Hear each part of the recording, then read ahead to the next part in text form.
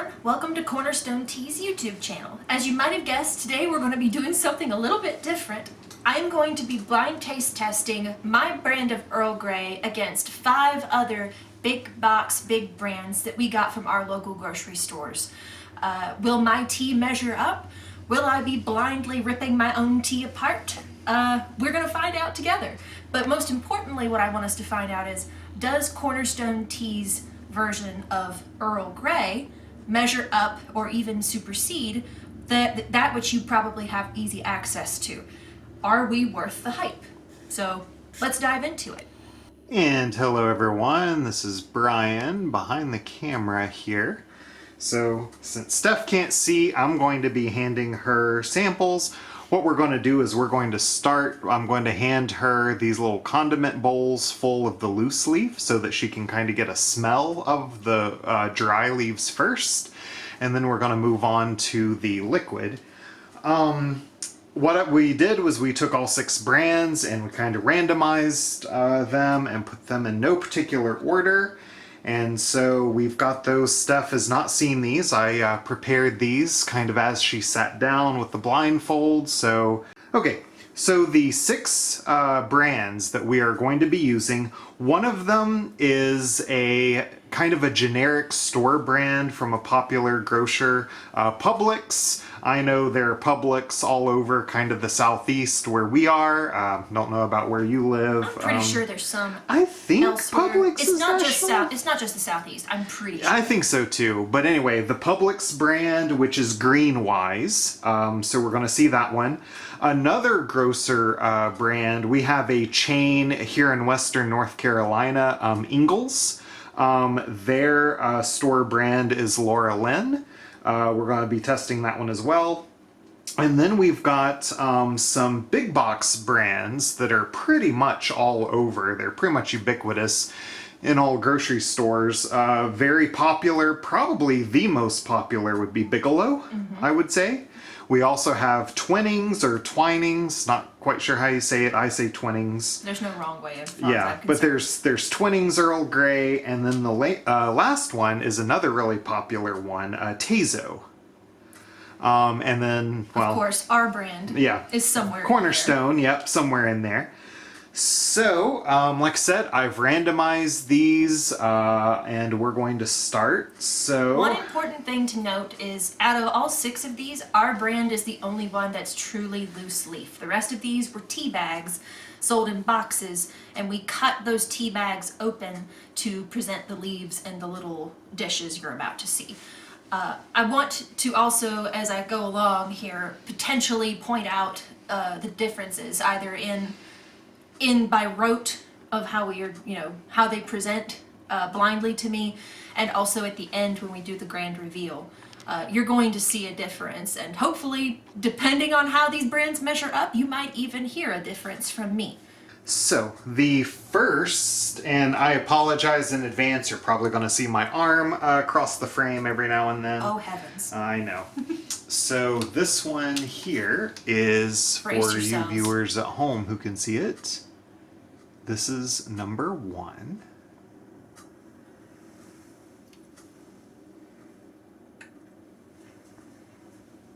Thank you.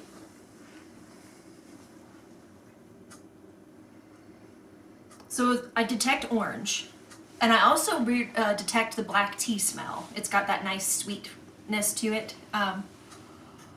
It smells like black tea and orange, but I'll say it up front, it's pretty faint. This is like hint of orange, hint of tea. Let's see if the tasteability of it has anything more to offer. I feel so presumptuous just holding my hand out for you to give me tea. Arguably that's what I want from our relationship, but not like this. Not like this. Okay, there's some notes of orange in the cup. I'm proud of that, or pleased to see that, I should say. That's not bad. That actually has some oomph to it. I detect black tea, I detect orange. It's not as strong as I would have liked it. In my opinion, Earl Grey is one of those flavors that should bowl you over with how strong it is. It's one of those traditional types of tea, one of those traditional flavor profiles that I think people gravitate towards because of how strong it is. And this one, I'm not sure measures up to that kind of scenario. It's still good though. If I was low on options out of a hotel or something, I would not turn that down.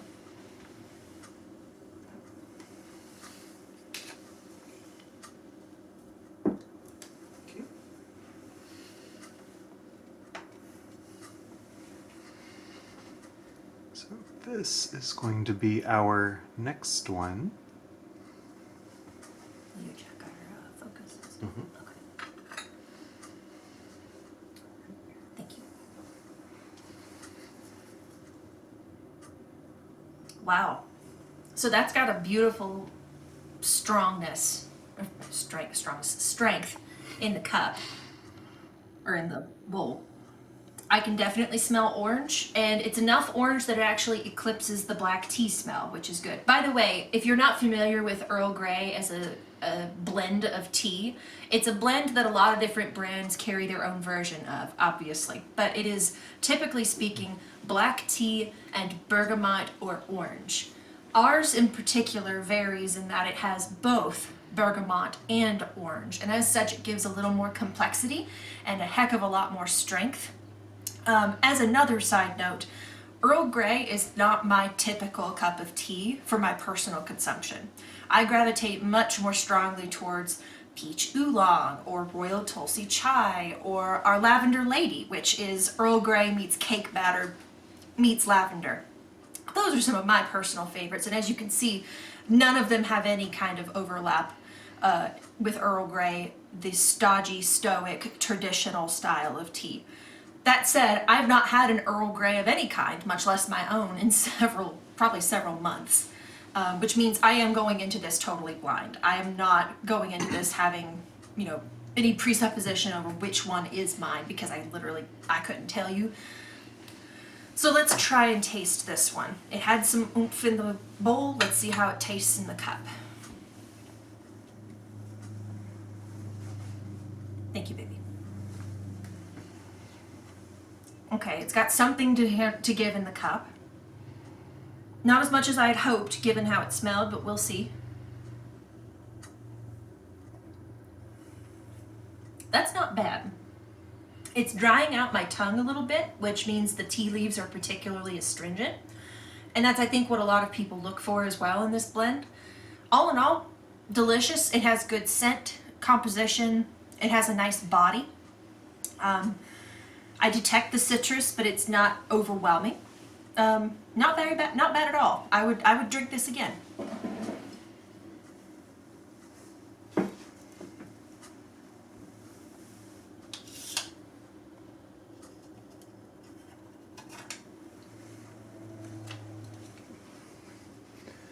To our viewers, here is the next one that we're going to try.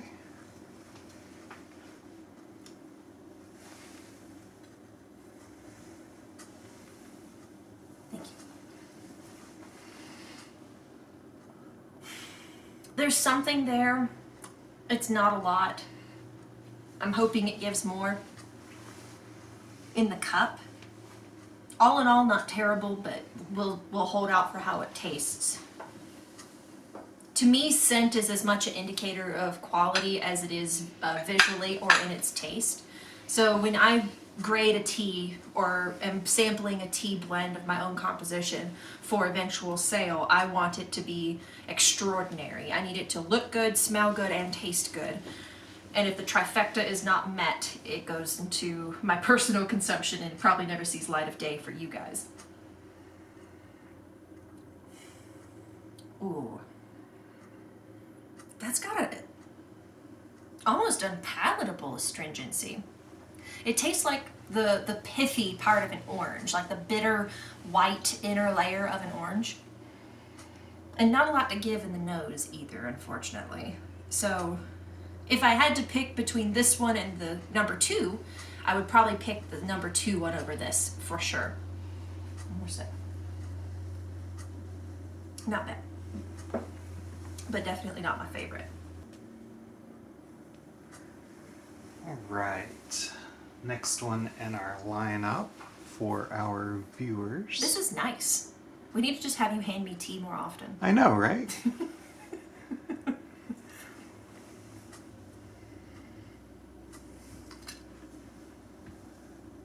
Thank you. This has something to give in the bowl. I'm not opposed to it. It smells fairly balanced, even. I don't really detect much of the black tea, which to me means the citrus is stronger, and that's what I look for in an Earl Grey to begin with. Not bad. It's almost perfumey in its oranginess. Like, I don't mean that in a necessarily negative or positive way. It smells... It's not artificial, but it smells more bergamot than orange. And, you know, there are Earl Greys that have one or the other. Again, ours has both. So I'm curious how this one comes out a little bit in the cup. It's got a nice nose. We'll see how it tastes.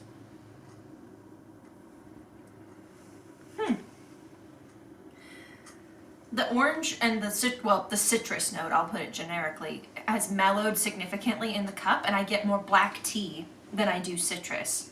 So interesting how it differs from its presentation in the nose versus in the cup. The next one in our lineup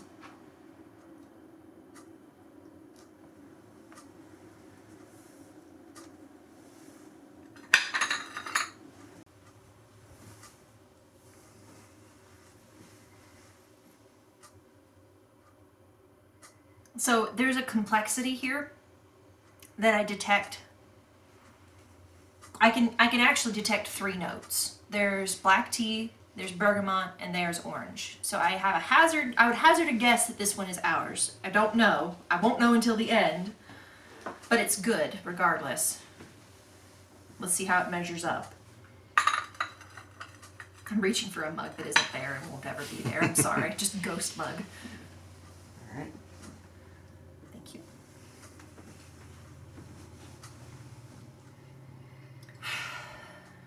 I smell those notes.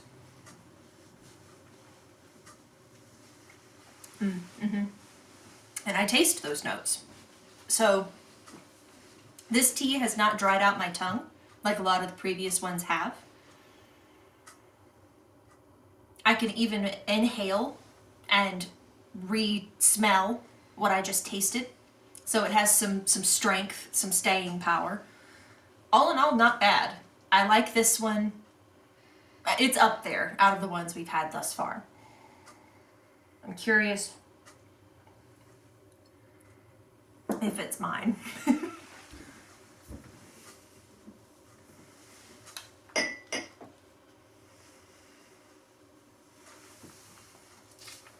All right. Last but not least,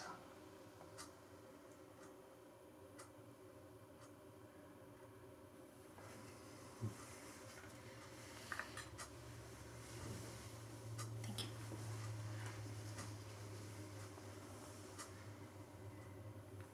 This is the only one where there's been nothing. I smell nothing in this bowl. not even tea? No. It could be because I'm just nose blind at this point in the game, but like... I've been smelling a lot of different Earl Greys. It's true. You smell that and tell me if you smell anything.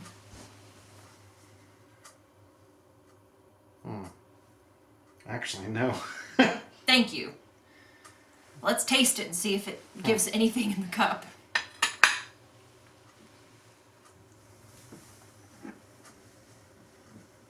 Thank you.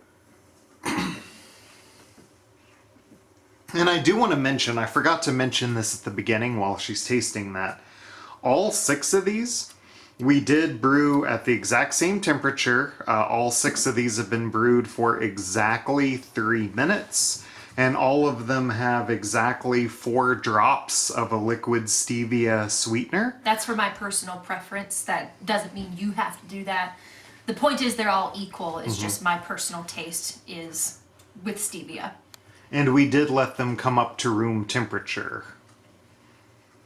I taste very weak black tea. It's weak enough that it's actually sweet, not like astringent. There is no black tea like assertiveness in this cup, and there's certainly no citrus. So that could be better. If you want a plain black tea that's labeled as an Earl Grey, not bad. If you need a caffeine hit and you have nothing else, I would say go for it. All right, so which one did you say you thought was yours? I'm torn. I think it's either number 2 or number 5. But based on the strength, I'm going to go with it's number 5. Okay. Raise your blindfold. Congratulations, you actually got it. It Yay! was number 5. Oh, thank God. Interestingly, so you said you like number 2 as well, right? Yes, I do like number 2. So number 2 actually ended up being Tezo. Really? Let's try that again. Yeah, so here's the Tezo. Here's Tezo. That's not bad. I don't mind that one bit. It went down the wrong pipe. Sorry.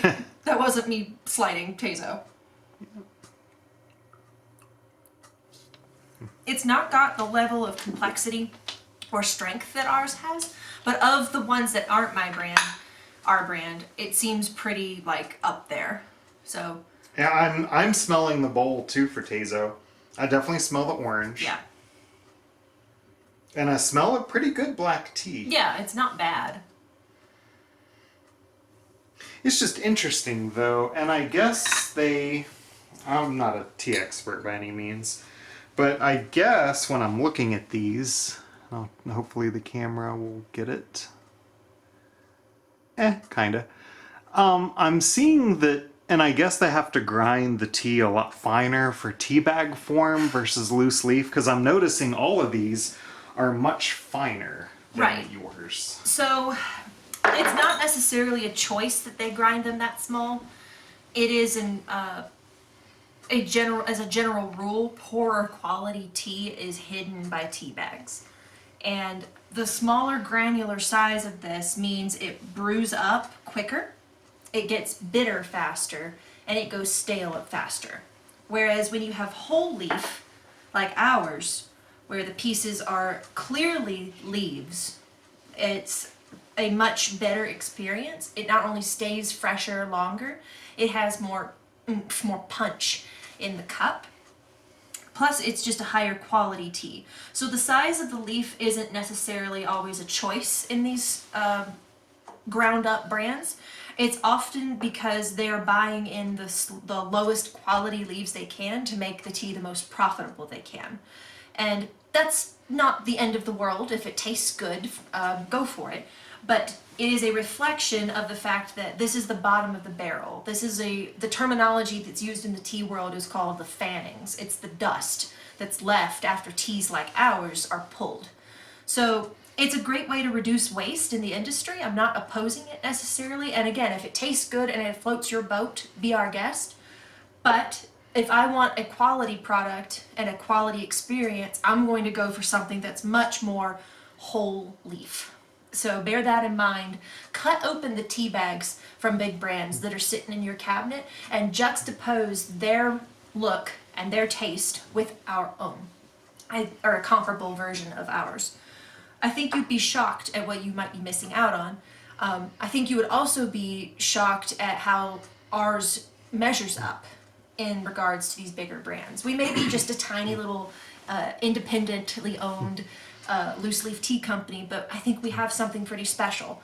Got anything to add, Brian? No, I just had never thought about, like, as far as the age of it, like some of those boxed brands, I mean, those could have been sitting on a warehouse shelf for 6 months and then be sitting on the grocery store shelf for 6 months. Do you remember the backup they had at the docks? I think it was earlier this year or last year, where they had like a backup of shipping containers that were not being offloaded very quickly for whatever reason. If any of those held tea, that tea might have not been refrigerated or kept in a cool environment for weeks, if not months, on a hot dock. It was then kept in a warehouse until it was shipped, and then it was put in a truck that was probably not refrigerated, and then it was put on a store shelf, and then it sat in your cabinet for months at a time, if not, weeks, depending on how quickly you consume your tea. So, like, by the time you finally get around to drinking something that's a tea bag from a big box brand, it might be months, if not a year old. And that also should be factored into your decision if you want to stick with a brand of your choice. How old is that tea, and how good is its quality? Because when you take subpar quality and add to it the rigors of time, you're not going to be getting a quality experience out of your cup. So that raises another question. So we do all of our blending and mixing small batch. So if you were to order one of our teas, maybe 2 weeks old, maybe. So it's going to be this season's harvest of leaves. Yeah. That's a given. And seasons are an appropriate measurement of time when it comes to tea. What I care about is it over-processed and then kept in a unrefrigerated, unmitigated scenario for X number of months. And we do mix in small batches, and we keep ours airtight until it's time to sell. So when you get from us, you're not only getting a more quality product off the bat, you're getting one that's been more carefully treated, and you're getting small batch with quick turnover. So it's going to be overall a much better experience in every way. And how long does tea, like let's say hours? Sure. How long, if someone were to buy it, they get it, at home, they drink a cup or two, Sure. put it in the cabinet, about how long can they expect that to stay good? So hand me our packet, will you? So our tea comes in 1 ounce packets, and we don't hide the quality of our product in a tea bag. Ours is clear and obvious in the front of the packaging. We have nothing to hide with our product. This size packet gives 8 to 10 servings worth of tea, and I hope you would drink it within about 3 or 4 months. It will stay good upwards of 6 months, and I say good to mean it will start going stale thereafter. In a cool, dark place, you want to ensure it is stored. If you have older tea, don't just throw it out if you don't want to. I'm one of those people who wants to use it up and wear it out, make it do or do without. Instead of throwing out something I spent money on, I will instead double up on the amount that's a serving size in order to, like, say 2 tea bags instead of 1 for a cup's worth, and to ensure that I am getting my money's worth out of it, but also getting a good taste out of it. So do what you have to do, move through the stuff you've got, and then come to us for the good stuff. And this has been ripped off, that's why it looks like this. You're going to get one that's intact. All right. Well, good job. I think you did a great job identifying yours, and we were kind of surprised by Tezo. Shocked, yeah. I hear a lot about Tezo. A lot of people come to us having been Tezo fans for a very long time. And I can see why. It's a perfectly serviceable cup of Earl Grey. I am glad to know that ours held up and held its own, and I would think even perhaps superseded in some ways. Thank you very much for being involved in this. If you like this style of content from us, we ask that you please show us by liking this video, and if you feel really inclined to, subscribe to this channel. And if you are really excited and liked what we did here, please give us a comment of some description, perhaps a tea style that you would like us to potentially try next in this style of video. If you want to order our tea, you can find a link to our website in the description box of the video, or on our channel page on YouTube. Or you can simply go to cornerstoneteacompany.com and order there. I've been Stephanie, and this is Brian, my husband, and we are grateful to have met you. Thank you for spending time with us, and we will see you next time. No, you've been Earl Grateful. Sorry. Okay, we're done. Just